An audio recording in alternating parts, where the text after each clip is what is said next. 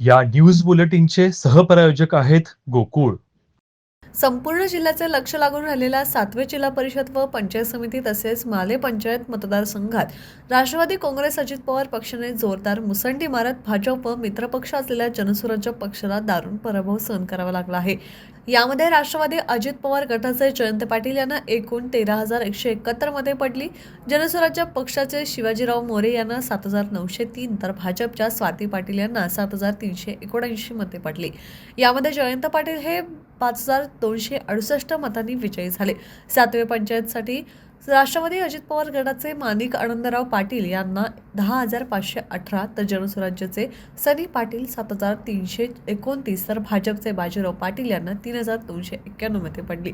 यामध्ये माणिक पाटील हे 3,196 मतांनी विजयी झाले. माले पंचायत समिती मतदारसंघात राष्ट्रवादी अजित पवार गटाच्या भारती शिवाजी पाटील यांना 5,964, जनसुराज्य पक्षाच्या पद्मजा पाटील 5,320 तर भाजपच्या अलका पाटील यांना 2,830 मते पडली.